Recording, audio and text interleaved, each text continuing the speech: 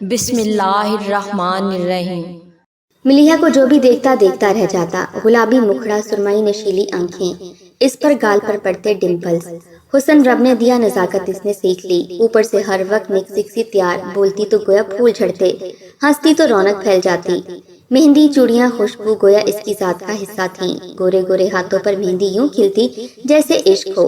کوئی کہتا جس پر مہندی کا رنگ یوں کھلے اس کا میاں بہت پیار کرتا ہے، کوئی کہتا ساس جان چھڑکتی ہے۔ وہ ساری باتیں سنتی اور کھلکھلاتی رہتی، ہر وقت یوں تیار پھرا کرتی جیسے کہیں جا رہی ہو، اور جو کوئی پوچھ لیتا تو جواب آتا، خوابوں کے دیس جا رہی ہوں۔ بے فکری، بے نیازی اس کی ذات میں یوں رچی تھی گویا وہ کسی سلطنت کی شہزادی تھی۔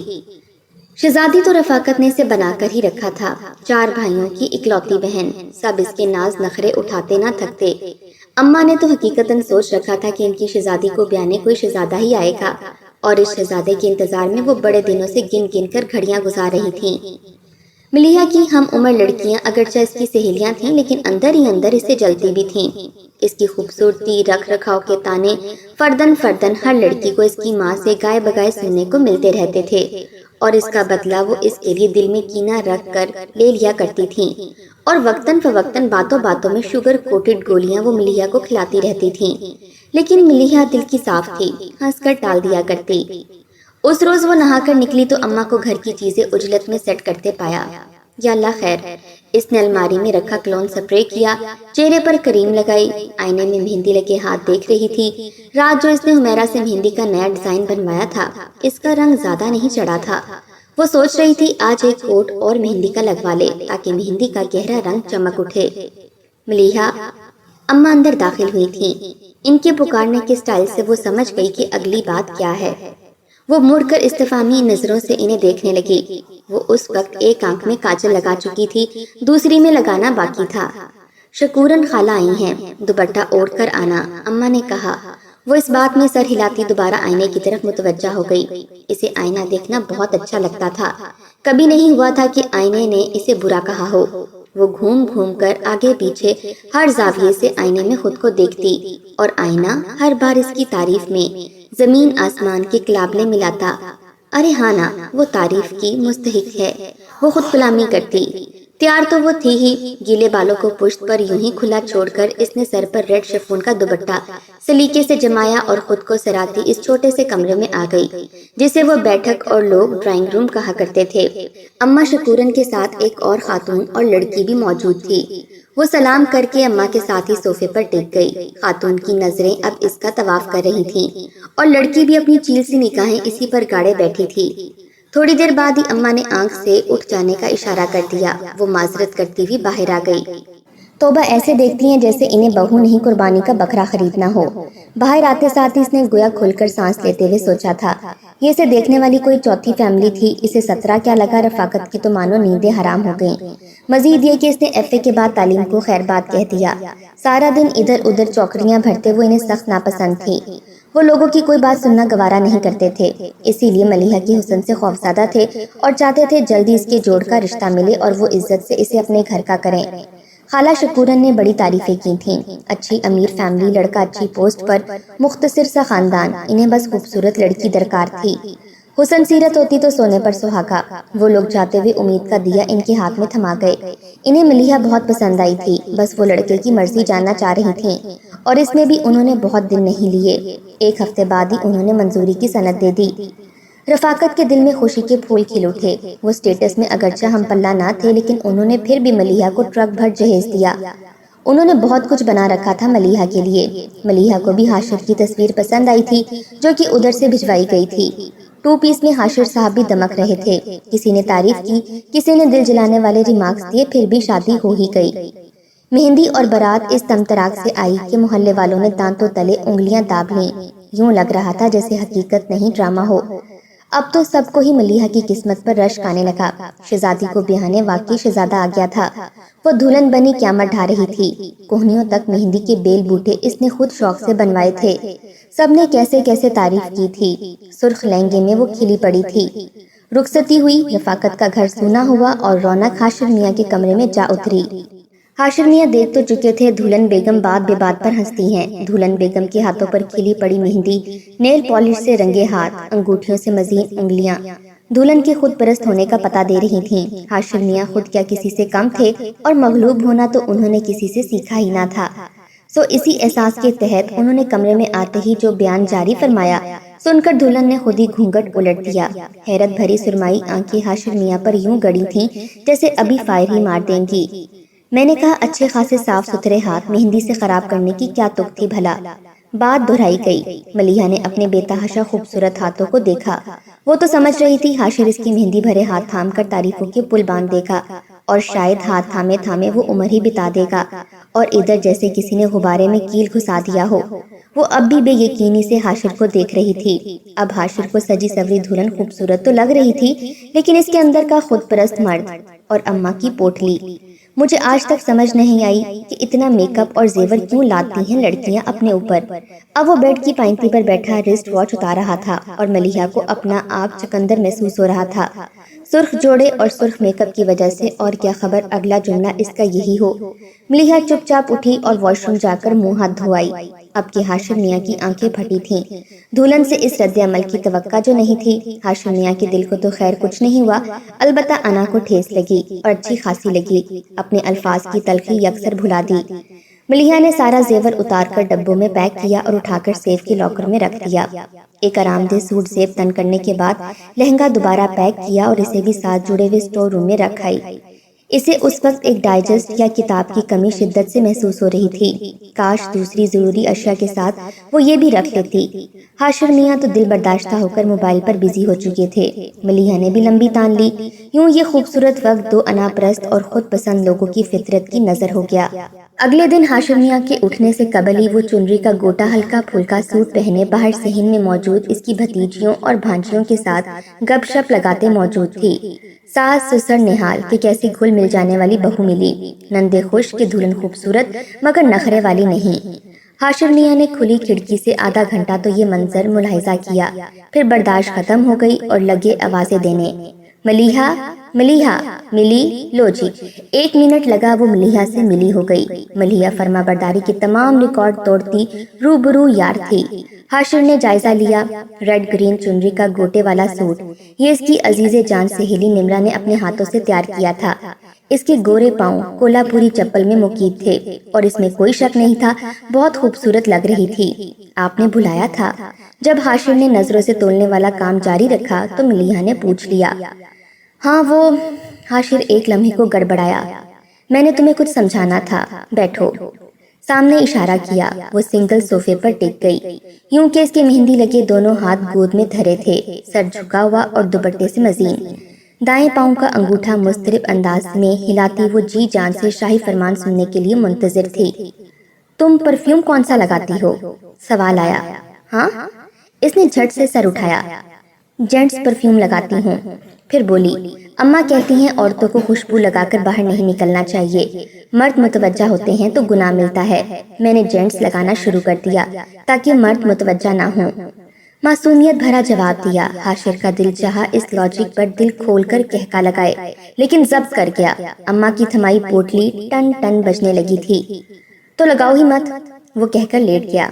अब ये लगाओ मत वाला फरमान नाकाबिले हजम वाला था। इसका तो सिंगार परफ्यूम लगाए बगैर पूरा ही ना होता था। इस एक रात में ही वो जान गई थी शहजादे के संग रहने के लिए इसे बहुत कुछ छोड़ना पड़ेगा, और वो ज़हन में हिसाब लगाती फिर रही थी कि क्या क्या वो आसानी से छोड़ सकेगी।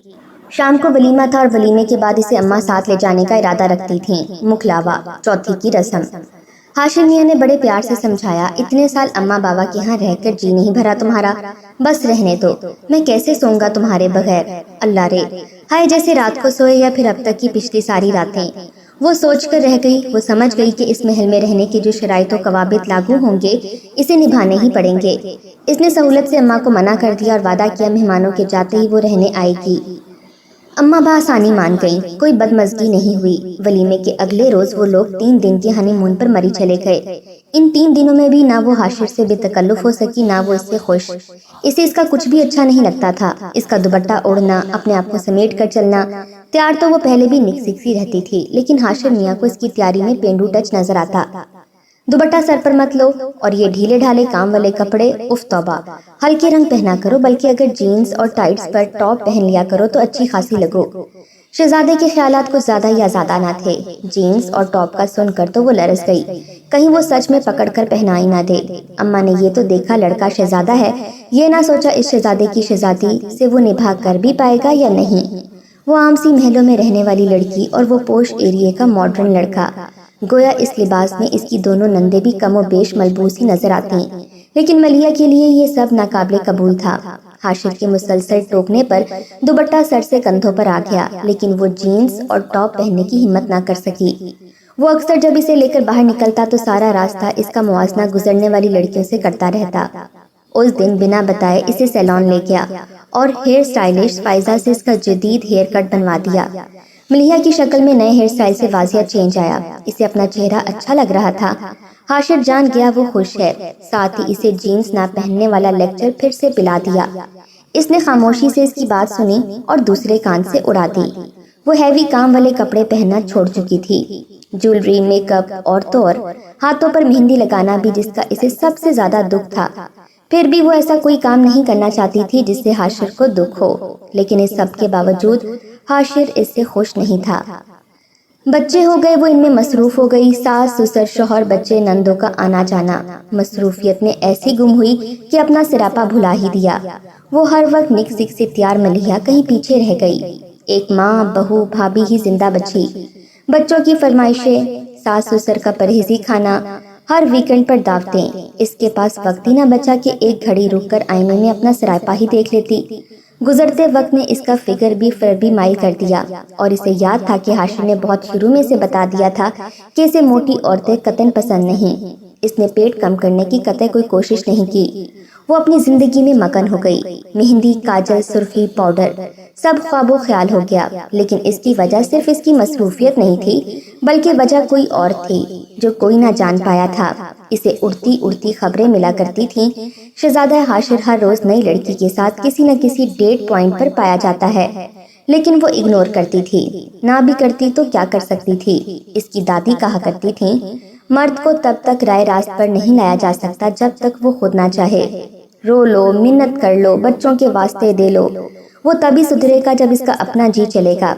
मर्द किसी ताल्लुक, किसी रिश्ते को पैर की जंजीर नहीं करता, और मलिया ने जंजीर बनने की कोशिश भी नहीं की थी। अपने आप को बच्चों में गुम कर लिया। हाशिर घर आता, इसकी तरफ देखता, इसकी शख्सियत पर एतराज करता और लैपटॉप खोलकर अपनी दुनिया में मगन हो जाता। गुजरते सालों में हाशिर और घर वालों के रवैये ने इसे एहसास दिला दिया था कि शायद दुनिया में इसे बढ़कर बदसूरत और फूहड़ औरत कोई नहीं। वो किसी भी बात पर कुड़ती नहीं थी। किसी के एतराज को वो खत्म करने की कोशिश जरूर करती थी, लेकिन इसने जाना कि कोई भी इससे खुश था नहीं। नंदे हमेशा बड़ी भाविज के गीत गाती नजर आती। वो भाविज जो हमेशा इनकी आमद पर या तो बाजार निकल जाया करती या फिर बीमारी का बहाना बनाकर हाय का गुलगुला मचाए रखती। सर्दी होती या गर्मी, चाय का कप और टी टाइम बिस्किट का हाफ रोल। फिर भी वो बहुत अच्छी भाभी थी। सास भी हमा वक्त बड़ी बहू की तारीफें करती नजर आती। हालांकि कभी जो सास साहिबा उधर रहने चली जाती तो अपने रवैये से अगले ही दिन इन्हें वापस जाने पर मजबूर कर देती। और हाशिर भी तो हर वक्त निगत भाभी से मुतासिर नजर आता। तुमने कभी निगी भाभी को देखा है? वो इसके हुलिये पर नजर डालता। 4 जवान बेटों की माँ कहीं से भी लगती हैं, और एक तुम हो। तान हमेशा एक तुम हो पर आकर टूटती थी। हाँ, एक मैं हूँ। वो टूथब्रश करते हुए आईने में अपनी शक्ल देखती तो इसे मलिया याद आ जाती।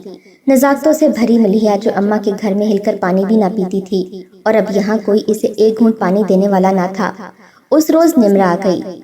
यही कोई 6-7 साल बाद। सांवली सी निमरा का रंग और रूप ही और हो गया था। चमकता चेहरा, डाई किए बाल, ब्रांडेड कुर्ता ट्राउजर, सनग्लासेस लगाए वो कोई और ही निमरा थी। शादी ने इसे यकसर बदल डाला था।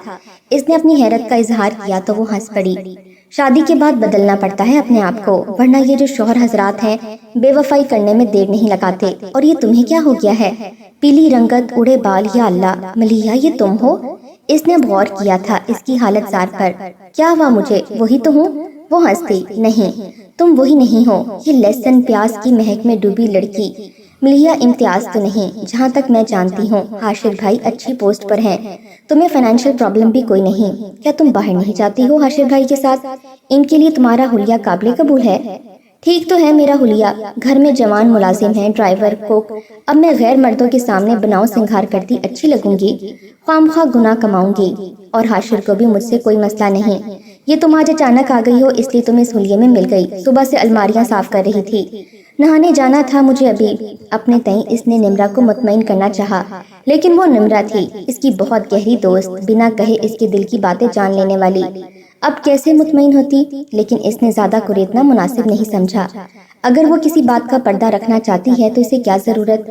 تھوڑی دیر بیٹھ ادھر ادھر کی گپ شپ کر کے واپس چلی گئی، اور جاتے جاتے ملیحہ کو اپنے گھر آنے کی تاکید کر گئی۔ اس نے وعدہ کر لیا، حالانکہ اسے امید نہیں تھی کہ حاشر اسے اس کی دوست کے گھر لے جائیں گے۔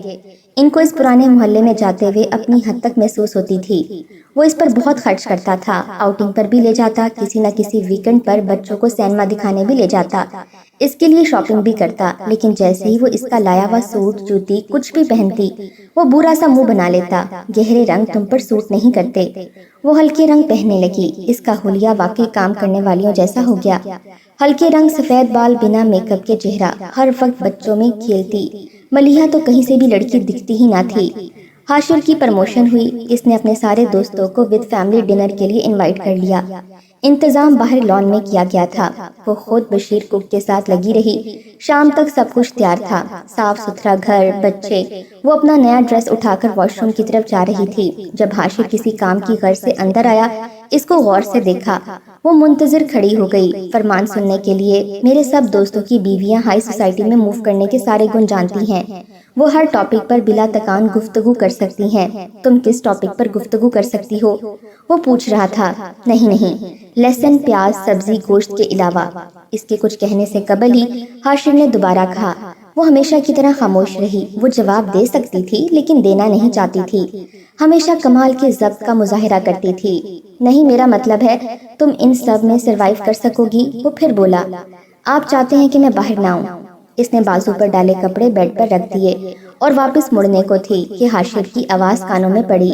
اب اتنا ایٹیٹیوڈ دکھانے کی ضرورت نہیں، بس جس چیز کے بارے میں نہ جانتی ہو منہ نہ کھولنا، باقی سب جانتی ہی ہیں کہ تم سوشل نہیں ہو، خالصتاً گھریلو عورت ہو۔ حاشر نے عورت پر خاصا زور دیا۔ وہ لڑائی جھگڑے بحث سے دور بھاگتی تھی، خاموشی سے تیار ہونے چل دی۔ بڑے سالوں بعد وہ دل سے تیار ہوئی تھی، اور باہر آتے ہی وہ رونق محفل بن گئی۔ میں بھی کہوں حاشر نے اپنی بیوی کو اتنا چھپا کر کیوں رکھا ہے؟ حاشر کے ایک دوست نے بے باک نظروں سے اسے تولتے ہوئے کہا۔ وہ گھبرائی نہیں، اس نے سب مہمانوں کو ڈیل کیا، سب کے ساتھ باتیں کی، سب اس کی صلاحیتوں کے دیوانے ہوئے، اور حاشر کو بار بار احساس دلاتے رہے کہ اس کی بیوی بڑی آئیڈیل ہے، وہ بہت خوش قسمت ہے، وغیرہ وغیرہ۔ پارٹی ختم ہو گئی، کسی نے اس کے کپڑوں پر نکتہ چینی کی اور نہ ہی اس کے گھریلو ہونے پر، لیکن حاشر شرمندہ ہونے والے مردوں میں سے نہیں تھا۔ کمرے میں آتے ہی فرمان جاری ہونے لگا۔ خوش ہونے کی ضرورت نہیں، میں نے ان سب کو بتا رکھا ہے کہ تم کس بیک گراؤنڈ سے تعلق رکھتی ہو۔ شرمانا، لجانا، خام خواہ بجھ جانا تمہاری گھٹی میں پڑا ہے۔ انہوں نے دانستہ تمہارے ساتھ تمہارے فیوریٹ ٹاپک ڈسکس کیے، ورنہ یہ تو ان کا مزاج ہی نہیں۔ محلے اور سوسائٹی کا فرق تو حلیے سے ہی نظر آ جاتا ہے۔ اب دیکھو نا، تم لاغ شارٹ شرٹ اور کیپری پہن لو، تمہارے بولنے، کھانے پینے میں، ہر چیز سے تمہارا محلہ نظر آتا ہے۔ وہ کھلم کھلا بے عزتی کر رہا تھا۔ ملیحہ صبر کے گھونٹ پی رہی تھی، اس کا شدت سے دل چاہا کہ جواب دے۔ وہ محلے کی تھی تو اس کی تمام طرز زیادتیوں کو سہ رہی تھی۔ جس اپر طبقے سے حاشر کا تعلق تھا، اس طبقے میں ایسی زیادتیاں برداشت کرنا عورت کو سکھایا ہی نہیں جاتا۔ اس طبقے کی عورت اگر مرد کے برابر کھڑی ہوتی ہے تو حقوق بھی برابری کی لیتی ہے۔ یہ جو دن رات بے عزت کرنے کا پروگرام حاشر اور اس کی فیملی چلائے رکھتی ہے، کوئی اور سہ کر تو دکھاتا۔ ملیحہ نے سوچ لیا تھا، جان لیا تھا، وہ اس گھر کے کسی فرد کے لیے باعث خوشی نہیں۔ وہ اپنے آپ کو جتنا مرضی عذر پہنچا لے، لیکن اس سارے کے نتیجے میں اس نے ایک اور کام کیا، اپنے آپ کو بے حس کر لیا۔ کسی کے رویے پر دکھی نہ ہونا، کوئی بولتا رہے، اسے کوسنوں سے نوازتا رہے، اس کے اٹھنے بیٹھنے چلنے پھرنے میں نقص نکالتا رہے، اس کی بلا سے وہ کس کس کی خاطر کتنا کتنا بدلتی اپنے آپ کو۔ سب کچھ تو بدل ڈالا تھا، اور کیا کرتی، کر بھی نہیں سکتی تھی۔ حاشر کو وہ پہلی نظر میں اچھی لگی تھی۔ وہ اس روز اپنے دوست سے ملنے اس کے گھر گیا تھا۔ گلی سے گزرتی لڑکیوں کے ٹولے میں وہ اسے سب سے منفرد ہی لگی۔ اس نے ارسل سے پوچھا کہ وہ کون ہے، تو اس نے اس کا سارا شجرہ نسب بتا ڈالا، اور اگلے چند دن میں ہی وہ حاشر پر انکشاف ہوا کہ وہ اس لڑکی جس کا نام ملیحہ امتیاز تھا کی محبت میں پور ڈوب چکا ہے، اٹھتے بیٹھتے اس کے ذہن پر وہ ہنسی سوار رہنے لگی۔ اس نے ارسل کے گھر کے بلا سبب چکر لگانے شروع کیے تو وہ بھی کھٹکا۔ پوچھنے پر حاشر نے سب کچھ کہہ ڈالا۔ شریف لڑکی ہے، شریف خاندان، اس طرح کی حرکتیں اسے بدنام کر ڈالیں گی۔ سیدھی طرح رشتہ بھیجو اور اسے اپنا لو، اگر کوئی اور ارادہ ہے تو پھر باز آ جاؤ، محلے کی لڑکیاں ہماری اپنی بہنیں ہیں۔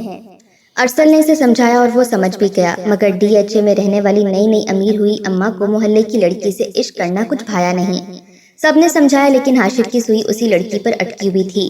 بھوک ہڑتال کر ڈالی۔ اماں نے اس لڑکی کی معلومات اکٹھی کی اور پھر اماں شکورن، جو رشتے کروانے والی خالہ کے نام سے مشہور تھیں، نے مہر لگا دی کہ لڑکی اور اس کا خاندان انتہائی شریف ہے اور اتنے گئے گزرے بھی نہیں، ٹھیک ٹھاک آمدن اور ٹھیک ٹھاک رہن سہن ہے۔ اماں کے کچھ خدشات دور ہوئے، کچھ انہوں نے خود ہی نہیں کیے اور یوں اماں شکورن کی وسعت سے یہ رشتہ طے پا گیا۔ حاشر میاں بڑے خوش تھے۔ اماں نے سمجھوتا تو کر لیا لیکن بیٹے کو چند سنہری باتیں بھی ازبر کروا دیں۔ دیکھو بیٹا، تم نے جو چاہا پا لیا، وہ لڑکی تمہاری ہو گئی، تمہیں چھوڑ کر کہیں نہیں جائے گی، حد سے زیادہ خوبصورت اور اوپر سے غریب محلے کی۔ ہمیشہ میری بات یاد رکھنا، کبھی اسے مت بتانا کہ تم اس سے محبت کرتے ہو، کبھی اسے اہمیت دے کر سر پر مت چڑھانا۔ وہ خوبصورت ہے بلا کی اور وہ یہ بات جانتی بھی ہے، لہٰذا اس کی تعریف مت کرنا ورنہ تمہارے سر پر چڑھ کر ناچے گی۔ کچھ پہن لے، اچھی لگ رہی ہو، کبھی سرہانا مت ورنہ پھٹ جائے گی۔ اپنے حسن سے تمہیں مغلوب کرے گی اور پھر تم پر حکومت کرے گی۔ تم کسی سے کم ہو؟ ہاں، وہ کم تو کسی سے بھی نہیں تھا۔ ہاں، اگر اس کو اپنے سے کم تر لڑکی پسند آ گئی تھی تو یہ اور بات تھی۔ اس نے اماں کی بات اچھی طرح باندھ کر والیٹ میں رکھ لی۔ لڑکی ہوتی تو پلو سے باندھتی۔ پہلی رات جب حاشر میاں نے دلہن کی مہندی رنگے ہاتھ دیکھے تو دل گویا بھاگ نکلنے کو بےتاب ہوا۔ مہندی کسی کے ہاتھ پر یوں بھی رچتی ہے، وہ تو سوچتا ہی رہ گیا، لیکن اگلے ہی پل والیٹ سے آواز آئی۔ آواز کیا، ریمائنڈر۔ انہوں نے ہاتھ پکڑ کر راز دل کہنے کی حسرت کو دل ہی میں دبایا اور لگے گھور افشانی کرنے۔ اس پر گہرے رنگ بہت اٹھتے تھے اور ہلکے رنگوں میں اس کا رنگ و روپ اور نکھرنے لگتا۔ حاشر میاں کو ہر روپ بھاتا، لیکن اماں کے گولڈن الفاظ پھر رفتہ رفتہ وہ اماں کے ہی لفظوں کی چھاؤں میں پڑے رہنے کو ترجیح دینے لگے۔ وہ اچھی لگتی بری لگتی ہر وقت ساس کی طرح می مکھ نکالنا، اعتراض کرنا فطرت بن گئی، اور اس سارے میں حاشر نے دیکھا ہی نہیں کہ وہ جو زندگی سے بھرپور لڑکی تھی کہیں چپکے سے مر گئی تھی، وہ شاید دفن بھی ہو گئی تھی۔ اس محل کے ایک کمرے میں اماں نے اس کا سونا سونا روپ دیکھا تو پوچھ لیا، تو خوش نہیں ہے ملیحہ؟ وہ پنکی کا فیڈر بنا رہی تھی۔ پلٹ کر ماں کو دیکھنے لگی۔ ناخوش ہونے کی کون سی وجہ ہے؟ محل میں رہتی ہوں، نوکر چاکر گاڑی کسی چیز کی کمی نہیں، پھر میں ناخوش کیوں ہوں گی؟ فیڈر بنا چکی تھی۔ پنکی کے منہ میں دیا، باہر تینوں بچوں کے لڑنے کی آوازیں آ رہی تھیں۔ وہ جا کر انہیں منع کرنا چاہتی تھی لیکن نہیں اٹھی۔ تیری ساس کا سلوک تو تجھ سے اچھا ہے۔ اب انہیں بے چینی تھی یا کوئی اور مسئلہ؟ وہ آئی بھی تو بہت دنوں بعد تھی۔ وہ سب کچھ جان لینا چاہتی تھی۔ سب اچھے ہیں، اپنی اپنی زندگی میں مگن۔ اب وہ پنکی کو تھپک رہی تھی۔ نہیں، میرا مطلب ہے حاشر۔ حاشر تو نہیں بدل گیا؟ ہار سنگھار بیائی عورت کا زیور ہوتا ہے۔ یوں سر جھاڑ منہ پھاڑ دیکھ تو کتنی بری لگ رہی ہے۔ تو اور نہیں تو کم از کم بالوں میں کلر ہی لگا لیا کر۔ کیسے بے رونقے ہو رہے ہیں، ہونٹوں پر لپسٹک نہ زیور جھمکا، کیا ہو گیا ہے تجھے؟ اماں پریشان تھیں، متفکر تھیں۔ ملیحہ کا دل بھر آیا اور آنکھیں بھی۔ اماں، حاشر کو یہ سب پسند نہیں تو میں نے چھوڑ دیا۔ اسے میرے اٹھنے بیٹھنے کھانے پینے پہننے اوڑھنے سب میں اس غریب محلے کی باس آتی ہے۔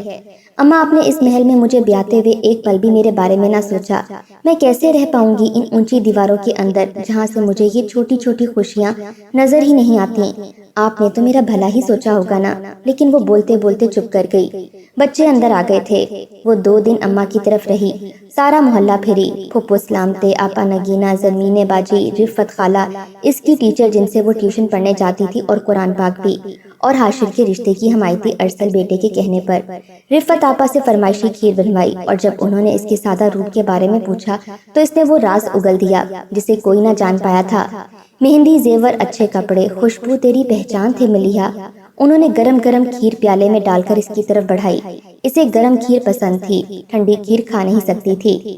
حاشر کو میرے مہندی لگے ہاتھ بہت اچھے لگے تھے آپا، لیکن اس نے مجھے کہا اچھے بھلے ہاتھ گندے کر لیے۔ اس رات میں ہاتھوں سے مہندی کا رنگ تو نہ اتار پائی، مگر میرے دل سے مہندی اتر گئی۔ میں عاشق تھی مہندی کی۔ میں نے اپنا عشق چھوڑ دیا اس مجازی خدا کے لیے جس کے سنگ مجھے زندگی گزارنی تھی۔ اسے میرا دمکتا روپ پسند نہیں آیا۔ میں نے وہ عارضی خوبصورتی بھی اپنے چہرے سے دھو ڈالی۔ میرے دمکتے کپڑے سے پسند نہیں آئے، میں نے وہ بھی بدل ڈالے۔ اس کی باتوں کا کیڑا میری ننھی منی خوشیوں کو ہولے ہولے کھاتا رہا۔ وہ میری تعریف نہیں کرتا تھا لیکن میرے سامنے آ کر غیر عورتوں کی تعریفیں کرتا تھا۔ ان کی آنکھیں، ان کی بال، ان کے کپڑے، ان کا لائف سٹائل، میں نے سب کچھ خاموشی سے سنا، برداشت کیا۔ مگر اس روز جب میری دونوں نندیں گھر آئی تھیں اپنے شوہروں کے ساتھ، تو میری نند کے شوہر نے کچن میں کھڑے جو کچھ مجھے کہا، میرا دماغ گھوم گیا۔ اس نے مجھے کہا کہ حاشر کو تو میری قدر ہی نہیں، تم اس قدر خوبصورت ہو اور وہ باہر کی عورتوں میں خوبصورتی ڈھونڈتا پھرتا ہے۔ اور اس کی تعریف، اس کی نظریں مجھے سن کر گئی۔ خالہ، بس میں نے اپنے سارے خواب لپیٹے، انہیں دل کے تہہ خانوں میں رکھ دیا۔ میں نے مہندی، کاجل، پرفیوم سب لگانا چھوڑ دیا۔ پتہ ہے کیوں؟ کوئی مجھے دیکھے اور تعریف کر دے اور میرا دل اپنے شوہر سے پھر جائے اور میں اس غیر مرد کی اسیر ہو جاؤں، اپنے شوہر، اپنے بچوں سے بے وفائی کروں۔ اس لیے میں نے مائی کا چولا پہن لیا، ہار سنگھار چھوڑ دیا، کوئی مجھ پر غلط نظر نہ ڈالے اس لیے، میرا دل کسی کی طرف نہ کھینچے اس لیے۔ مجھے فخر ہے، لوگ میرے حلیے سے مجھے مائی، کام کرنے والی سمجھتے ہیں، بری نظر نہیں ڈالتے۔ میں نے خود کو بچا لیا ہے، ورنہ یہ حسن اور اس کی آرائش مجھے لے ڈوبتی خالہ۔ تعریف جو میرے شوہر نے نہیں کی اور سے ملتی تو میرے لیے جہنم کی آگ بن جاتی۔ میرے بے رنگ ہاتھ، سنی کلائیاں، خالی آنکھیں میرے لیے جنت ہیں۔ بس اتنا کہنا ہے کہ مائیں جب خوبصورت بیٹوں کو جنم دیتی ہیں تو انہیں شہزادوں کی آس مت دلایا کریں۔ محلوں کی اونچی دیواروں کے اس پار سب کچھ مرجھا جاتا ہے، نہ شہزادی بچتی ہے نہ خواب۔ وہ چپ ہوئی تو رفت خالہ کو اس کے اندر کا سناٹا گونجتا محسوس ہوا۔ لیکن حاشر نے تم سے محبت کی تھی، ارسل نے بتایا تھا مجھے، رفت خالہ نے کہا تو اس نے بھیگی پلکیں اٹھا کر ایک پل کے لیے انہیں دیکھا۔ یہ کیسی محبت تھی خالہ، جس نے میرے اندر سے روح ہی کھینچ لی۔ کھیر پیالے میں جوں کی توں پڑی تھی، ٹھنڈی کھیر اسے پسند نہیں تھی۔ وہ اٹھ کھڑی ہوئی، جوتے کی نوک سے کچا فرش ادھیڑ گئی۔ میں نے خالہ آپ کے سامنے اپنی ذات کے بخیے ادھیڑے ہیں، کسی اور کو میرے چاک کا پتہ نہ چلے ورنہ میں لیر لیر ہو جاؤں گی۔ خالہ نے اسباب میں سر ہلایا، آنکھوں میں یقین دہانی تھی۔ وہ مڑی اور بیرونی دروازے کی طرف بڑھی، مانوس جوتوں سے نظر اوپر اٹھی تو اٹھی رہ گئی۔ حاشر اور ارسل کھڑے تھے اور جانے کب سے آج وہ بے بھرم ہو گئی تھی اس شخص کے سامنے جسے اس کی ماں نے اس کے لیے چنا تھا، اپنی شہزادی بیٹی کے لیے، جو اسے محل میں رکھتا اور شہزادیوں کی طرح عیش کرواتا۔ شہزادے نے اسے محل میں بھی رکھا تھا، عیش بھی کروائے تھے، لیکن اس کی روح کے اوپر پیر رکھ کر، اس کا ایک ایک خواب کرچی کرچی کر کے۔ شہزادے کی آنکھ میں تعصب تھا، دکھ تھا، شرمندگی تھی۔ اس نے اپنی دائیں جیب سے والیٹ نکالا، کھولا، کچھ نامعلوم سا ڈھونڈا، پیشانی عرق آلود ہو گئی تھی، پھر واپس رکھ لیا۔ شہزادیوں کی مائیں محل اور عیش کے ساتھ ساتھ اپنی بیٹیوں کے لیے سکھ بھی مانگ لیا کریں تو کوئی شہزادی پتھر کی نہ ہو، اور شہزادے بھی اگر ماؤں کے ناجائز مطالبات اپنے والیٹ میں نہ ڈالیں تو خالی دامن کو تعصب سے نہ بھرنا پڑے۔ اونچی دیواروں کے پیچھے زندگی کلکاریاں مارے، نہ کہ سناٹے۔ وہ جانتی تھی کہ حاشر سب جان گیا ہے، اپنے عمل پر شرمندہ بھی ہے، اور آج وہ یقیناً معافی تلافی کرے گا اپنے رویوں پر۔ اماں کی تھمائی پوٹلی کہیں دریا برد کر دے گا، اس کے لیر لیر وجود کو محبت کے دھاگے سے رفو کرنے کی کوشش بھی کرے گا، لیکن روح میں کب پیوند لگتا ہے۔ ہماری ویڈیوز اگر آپ کو پسند آ رہی ہیں تو ضرور لائک کیجئے، اور اگر آپ نے ہمارا چینل سبسکرائب نہیں کیا تو ضرور کیجئے، اس کے ساتھ ساتھ بیل آئیکن پر بھی لازمی کلک کیجئے تاکہ ہماری ہر آنے والی ویڈیو آپ تک بر وقت پہنچ سکے۔ اللہ حافظ۔